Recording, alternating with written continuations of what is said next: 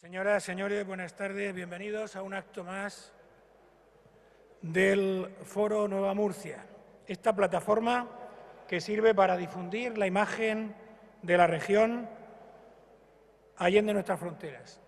No me pregunten ustedes el secreto porque ni yo mismo lo sé, pero lo cierto y verdad es que cada vez que viene un invitado al Foro Nueva Murcia, viene bendecido por el don de la actualidad. Y no podía ser menos hoy, porque si hay un embajador en España que está de plena actualidad, es precisamente el embajador que hoy tenemos. El embajador de una potencia mundial, el embajador que quiere conocer Murcia, que quiere potenciar los lazos comerciales, turísticos, de inversión con Murcia, el embajador que viene de visitar una importante empresa murciana, el embajador que quiere tomar contacto con las empresas murcianas y el embajador, además, que no escurre el bulto y que va a dar la cara en un momento en el que la crisis de Ucrania y todo el mundo está centrado y concentrado en los incidentes, como saben ustedes, que han ocurrido y en la actualidad que ha ocurrido. Hoy está con nosotros Yuri Korchagin. Licenciado en Historia y Letras, ha desempeñado varios cargos en el Ministerio de Asuntos Exteriores de Rusia. Asesor del primer viceprimer ministro, consejero de Gabinete del Ministro de Relaciones Exteriores y subdirector del Departamento de América Latina. Además, ha sido ministro consejero de la Embajada de Rusia en Argentina, embajador de la Federación Rusa en Colombia y posteriormente en la República de Argentina y de Paraguay. Director también del Departamento de América Latina del Ministerio de Relaciones Exteriores en su cargo actual. Yo les garantizo a ustedes que la conferencia Rusia hoy de Yuri Korchagin nos va a entretener. Es un diplomático de larga carrera, de larga trayectoria. Me cuentan que ameno en sus intervenciones y seguro que hoy va a decirnos cosas, no solamente que nos interesan a los murcianos, sino que le interesan a todos los demás. Hablar de lo que les interesa a los demás, pero en Murcia. Es decir, el se dijo en Murcia, hacerlo noticia y hacerlo trascendente. Ese es el objetivo que tiene el Foro Nueva Murcia. Disculpar la ausencia hoy del presidente del Foro, José Luis Mendoza, que se encuentra en un acto en Madrid recibiendo un reconocimiento de la Universidad del Deporte por parte de las autoridades deportivas de este país, y recordarles a ustedes el procedimiento habitual de este foro. Después de la conferencia del señor Yuri Korchagin, un periodista, en concreto el director del diario La Verdad, Alberto Aguirre, será el que coordine, el que lance las preguntas que ustedes pueden ya desarrollar a través de nuestras azafatas y lanzar al señor Korchagin en función de lo que les depare su intervención. Sin más dilaciones, porque la hora y sobre todo la temperatura así lo aconseja, dejo ya el estrado, la palabra al embajador de la Federación Rusa en España, Yuri Korchagin. Bienvenido, señor.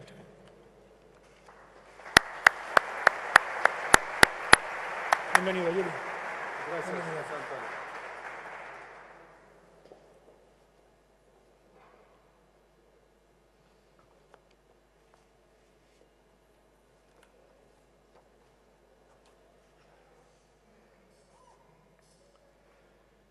Estimado señor José Antonio Ruiz Vivo, presidente del Foro Nueva Murcia, autoridades, damas y caballeros, amigos todos. Cuando entré acá me dijeron que en Murcia son julio y agosto los meses de mayor calor. Por eso me invitaron, entiendo, justo cuando empieza el calor para que un ruso se siente. Para un ruso que echa de menos el sol y el calor, a pesar de que en Moscú en estos días también son 30 grados centígrados de calor, pero cuando en España son, si no me equivoco, 351 días del sol durante el año, en Rusia son 14 o un poco menos. Cuando yo iba, y estoy agradeciendo a las autoridades de Murcia, del foro, por extenderme esta invitación, que para mí es un placer, un honor tener unas palabras ante un auditorio tan refinado. Además, por primera vez estoy en Murcia. ¿Se escucha bien? No hay mucha resonancia, ¿no? Yo iba a hablar primero de nuestras relaciones bilaterales entre Rusia y España, un poco de Rusia de hoy y todo, pero como bien dijo el presidente del foro, en las actuales circunstancias, cuando hay una crisis profunda internacional, una crisis profunda entre Rusia y la Unión Europea, lamentable crisis, habrá que decir 4 palabras sobre lo que está pasando según nuestro punto de vista. Por eso yo cambié el formato y hablaremos un poco de las relaciones bilaterales después, pero concentramos en lo que tenemos que resolver todos, rusos, españoles, europeos, americanos, ucranianos y todos. Se habla mucho de que Rusia, como un país, ha impedido en una ocasión, a finales del año pasado, de un intento de un pequeño país como es Ucrania, no tan pequeño, 50 millones de habitantes, de hacer su vocación proeuropea. Y eso fue que causó la crisis actual en Ucrania y la crisis actual que tenemos en este espacio común nuestro europeo. Yo diría que es una visión politizada y que no corresponde a la realidad. ¿Y por qué?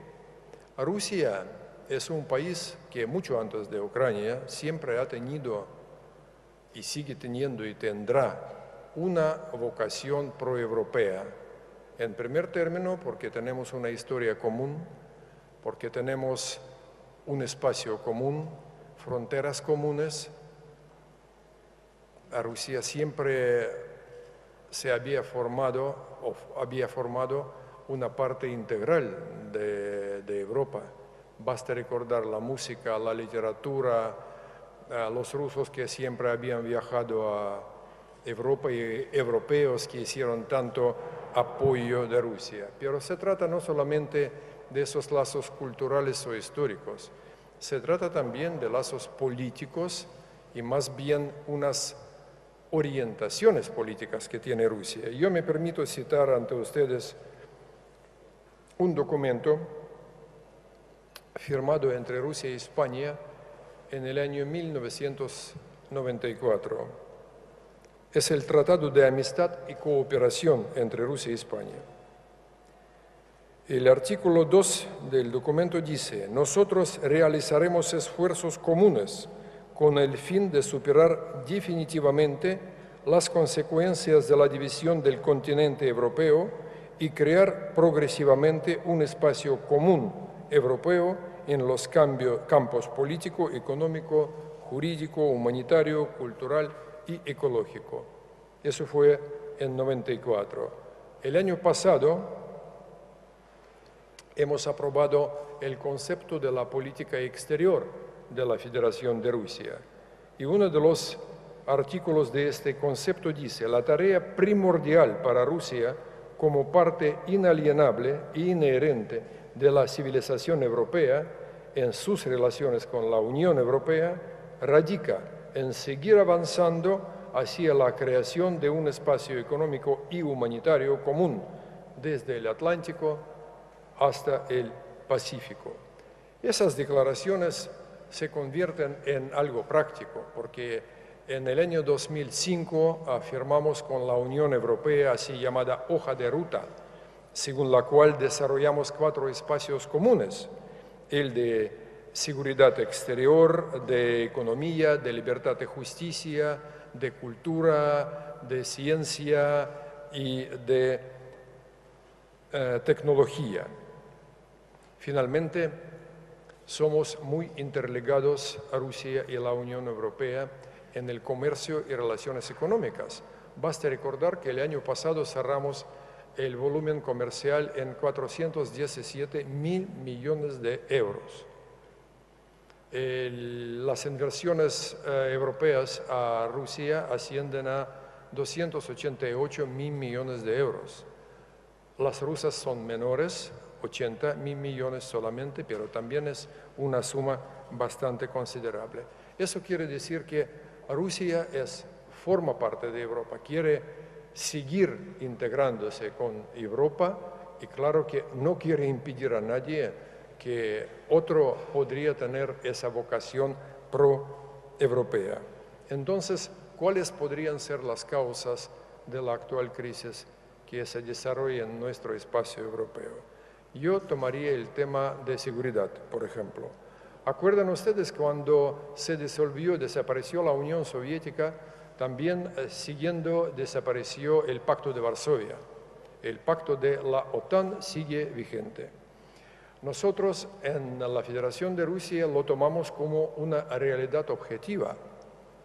No tenemos nada en contra que existe la alianza militar y que sigue, digamos, integrándose los países. Pero el razón d'être de esta alianza que había sido creada antes del Pacto de Varsovia ya no existía. Pero repito, nosotros la tomamos como una realidad. Y esa realidad con esta realidad siempre desarrollamos unas relaciones profundas.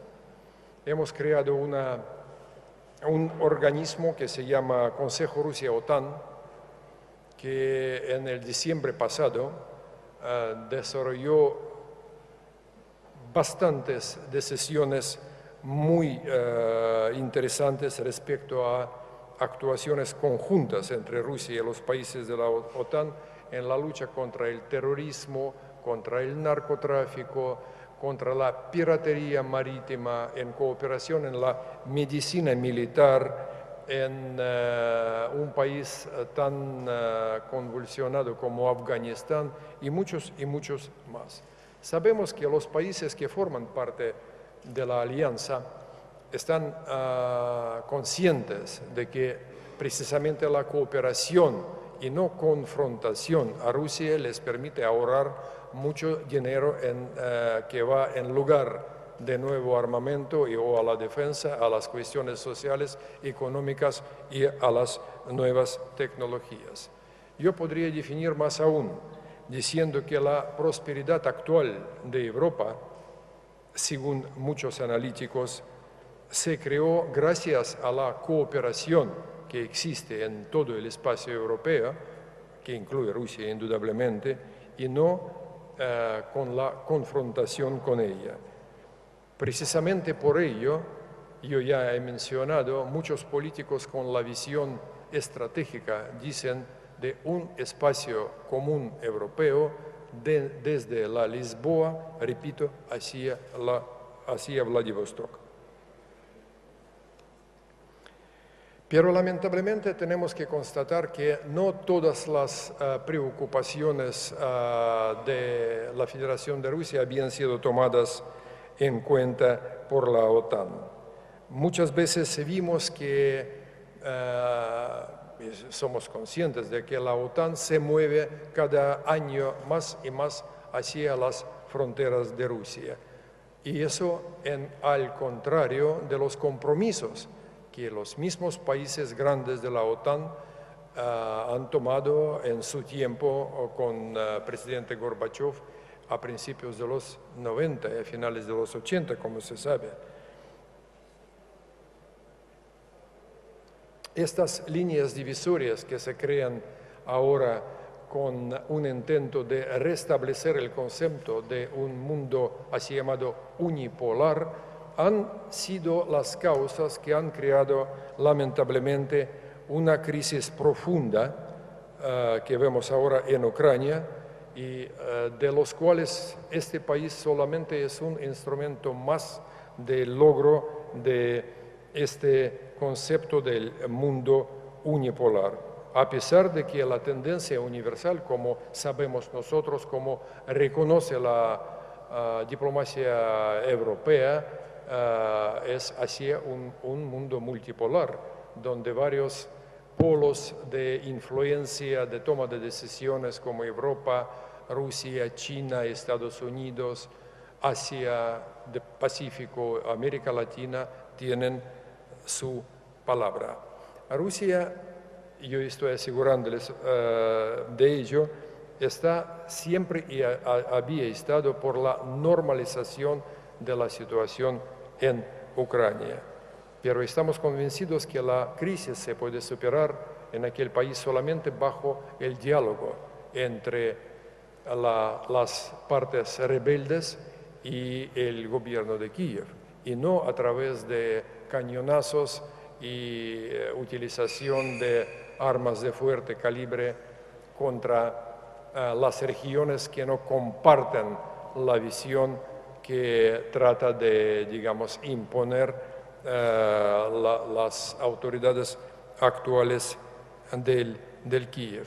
Lamentablemente, yo veo, estoy analizando, claro, la prensa aquí, la televisión y todo, y mis colegas que lo que hacen en otros países de la Unión, vemos que no toda información viene al, digamos, lector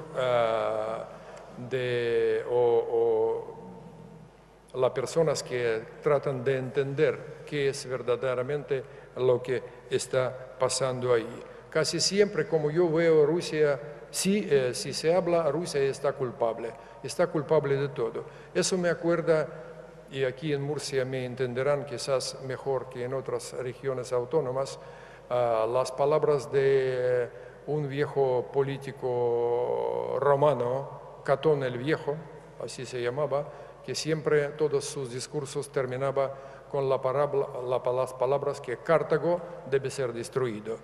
Podría hablar de cualquier cosa, de caballos, no sé, de las cosechas, pero terminaba su intervención siempre así. Por eso me sorprende cuando de todo lo que está pasando, lamentable hecho, último hecho, una tragedia que nos conmocionó a todos, la catástrofe de avión malaisio, por ejemplo, unos minutos después empezó a culpar a los rebeldes y a Rusia.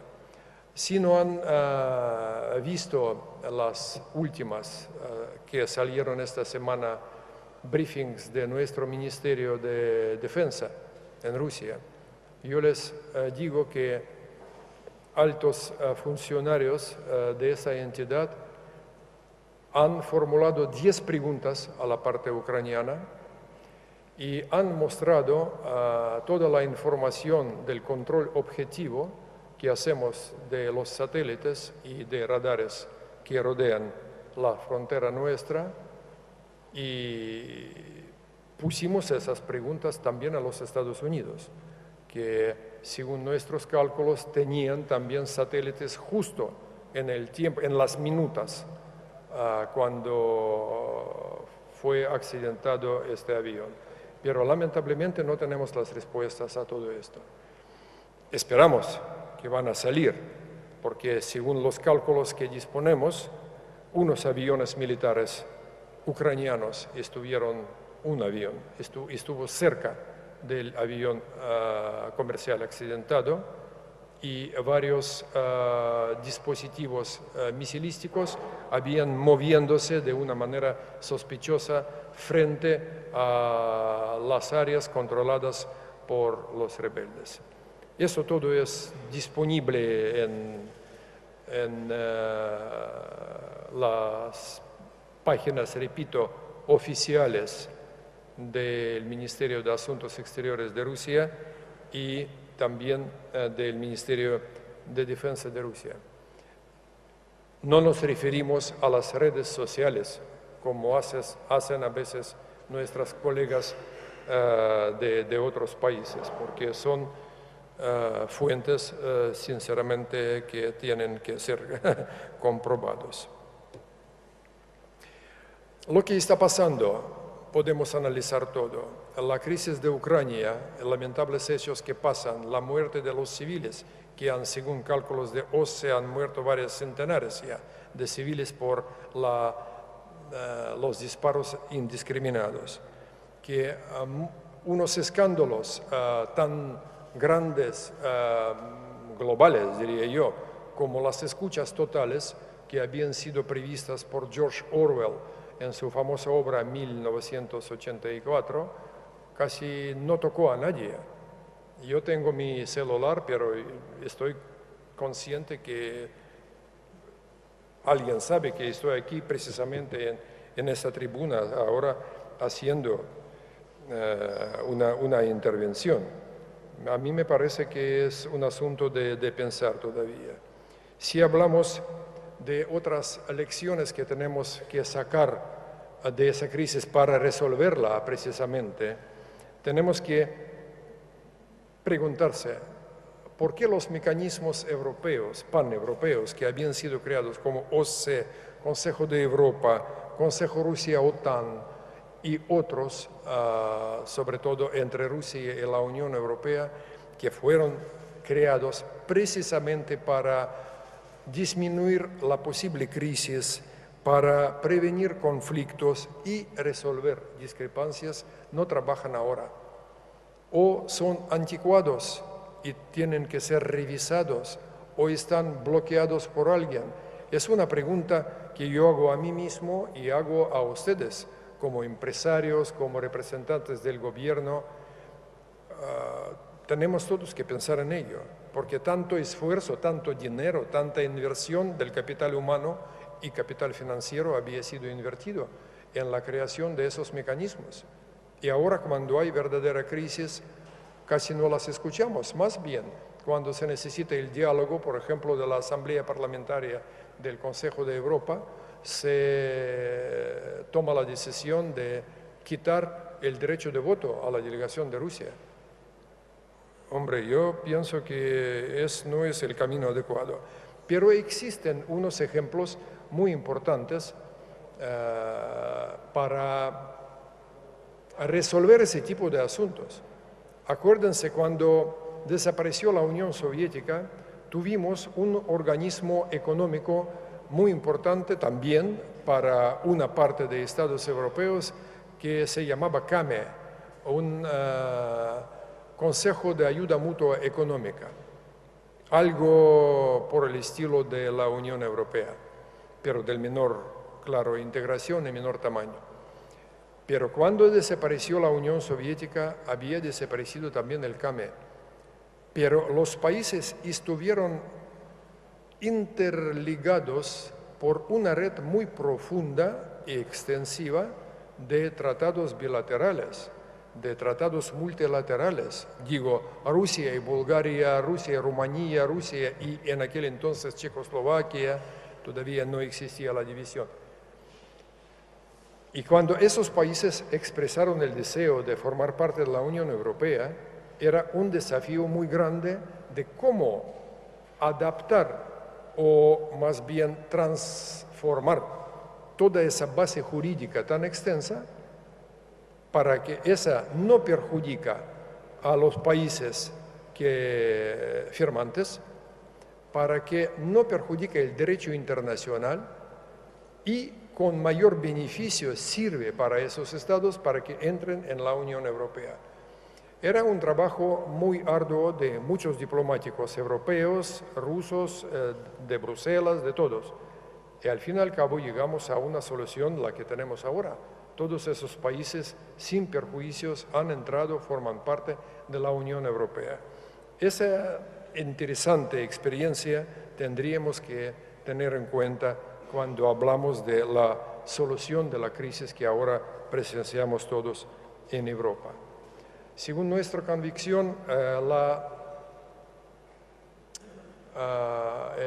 el sendero de sanciones, el sendero de castigar, de aislar a un país es un camino que va a nowhere, podemos decir. Aislar una sexta economía del mundo.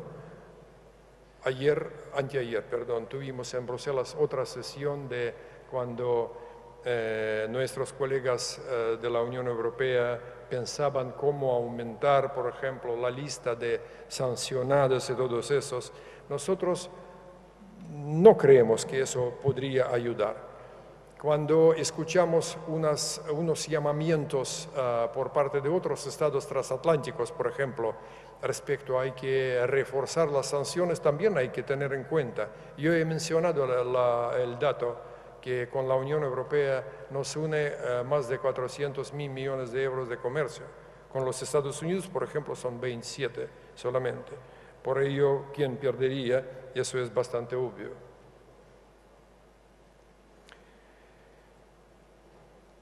Además de mencionar que Rusia es sexta potencia económica del mundo, hay que tener en cuenta el potencial político y diplomático de mi país, que es socio de la Unión Europea y de España, indudablemente. Gracias a Rusia, como ustedes conocen muy bien, han podido llegar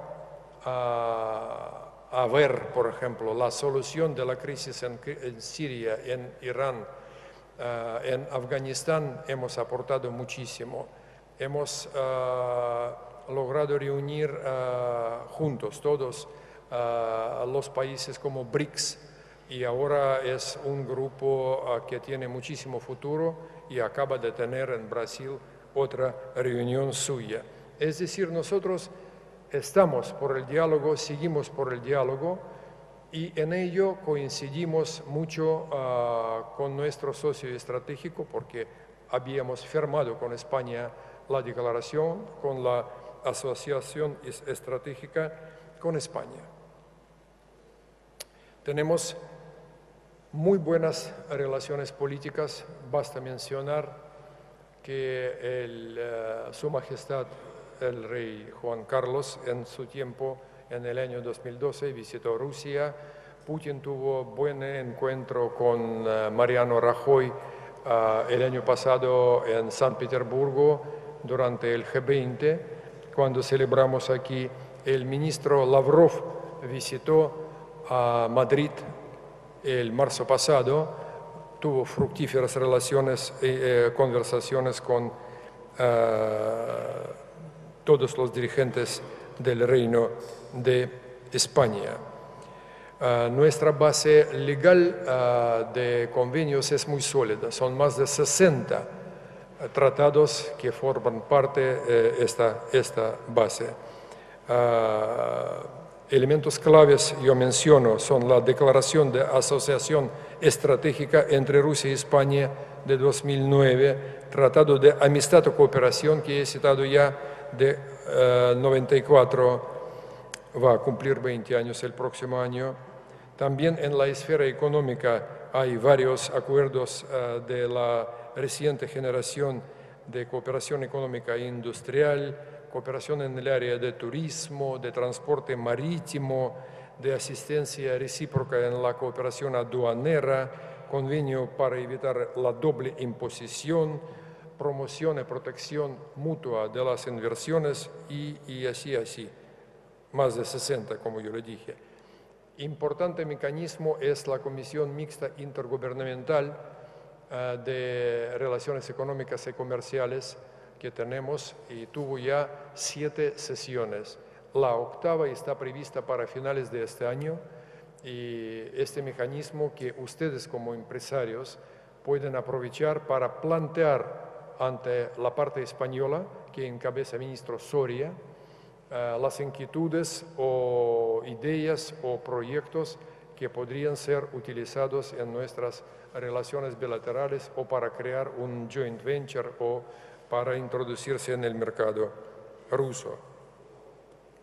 Recuerdo a ustedes que el año pasado nuestro comercio superó 11.000 millones de euros y nunca ha bajado a pesar de la crisis que sobrevivió España. Las inversiones españolas superan 1.5 millones de euros a Rusia. Las rusas son menores de 320 más o menos, y la mayoría están concentradas en el sector inmobiliario. La mayoría de los rusos compran casas, viviendas, departamentos en la costa como la segunda casa para tenerla o utilizarla durante el tiempo de verano. España está entre 20 primeros socios rusos económicos y comerciales, y Rusia entre 10 primeros de España. Muchísimas compañías españolas trabajan en el terreno ruso y con mucho éxito. Yo mencionaría solamente unas: OHL, Maxam, Gestamp, Grupo Antolín, Talgo, Uralita, Roca y, claro, las famosísimas Inditex y Mango. Las autoridades de Inditex me dijeron que la mayor gama que tienen en el exterior está presente en Rusia. Toda la gama de las tiendas de Inditex. Y yo, siendo el padre de 2 hijas, conozco qué popularidad tiene la moda española en mi país. Llama la atención el crecimiento constante del turismo ruso a España. El año pasado superamos la cifra de 1,5 millones de turistas, 1,58 to be exact. Estos turistas se distribuyen mayormente por Cataluña, Valencia, Islas Canarias, Islas Baleares. Entiendo que tenemos que trabajar todavía para que vienen a Murcia, una excelente ciudad. He leído mucho de la historia de la región autónoma. Tienen ciudades tan importantes como Cartagena, con una historia milenaria, unas playas increíbles aquí, y a mí me parece que la cantidad de 6.000 turistas de esos 1,5 millón que han venido de España es un poco poco. Hay que pensar cómo hacer un paquete para atraer, porque ustedes tienen las mismas facilidades que Alicante, digamos, o otras ciudades. ¿De qué pensamos cuando hablamos cómo atraer el turismo? Pensamos en reunir unos operadores turísticos rusos. Acá en España trabaja, no monopoliza, pero tiene una fuerte presencia en el mercado, se llama Natali Tours. Esa compañía está en Andorra y en España, y con mucho éxito trabaja aquí. Si organizar una especie de encuentro aquí, en Murcia, mostrar a unos turoperadores las facilidades que tienen y todo, podría ser parte del empiezo del éxito que podrían tener en el futuro cercano. Yo quería también destacar que con la región que ustedes dignamente representan, tenemos muy desarrollada la relación económica, porque estamos en 4º lugar entre otras regiones autónomas por el intercambio comercial, que es más de 1,2 mil millones de euros. Hay compañías líderes en el mercado agroalimentario, líderes en Europa, que salen a crear espacios económicos en Rusia y ya han invertido sumas considerables para, espero, tener un éxito, y estoy seguro que van a tener un éxito extendiéndose hacia el exterior y empezando en los nichos que Rusia todavía tiene inexploradas. Por eso yo estoy agradeciendo y felicitando a ese liderazgo español que muestra ese emprendimiento empresarial para trabajar, hablo de grupos fuertes, que trabajar en mi país en el sector de agroalimentos. Hay muchísimas posibilidades en Rusia que se crean con el futuro mundial de 2018, que va a ser parte en Rusia. Faltan los hoteles. Eso es nuestro problema endémico. Nunca se pensaba que Rusia se hará tan abierta al mundo que formará de parte de un mundo democrático hace unos 30, 40 años. Y ahora, eso sí, tenemos que cubrir este espacio vacío. Hay muchas cadenas internacionales, Hyatt, Marriott y Intercontinental, muchísimas que han venido a Rusia, pero todavía falta el esfuerzo y espero que también el empresariado podría tener unas iniciativas interesantes aquí. Yo, como embajador que llevo ya 2 años en España, estoy visitando todas las regiones y esta vez tuve el honor y con mucho interés visité las instalaciones del Grupo Fuertes gracias a su presidente. Quiero asegurarles que estoy a su disposición. Si necesitan algo, tienen algunas ideas interesantes, siempre tratamos de ayudar, siempre tratamos de poner contactos entre business serio, business transparente, para mejorar más aún los lazos estratégicos entre Rusia y España. Espero que todos nosotros tendremos el esfuerzo para que esta crisis no perjudique esos lazos tan importantes. Es mi deseo, es mi trabajo, además. Y espero que encontraré el apoyo de los políticos, empresarios, de diplomáticos seguramente, españoles también en ello. Muchísimas gracias, señores.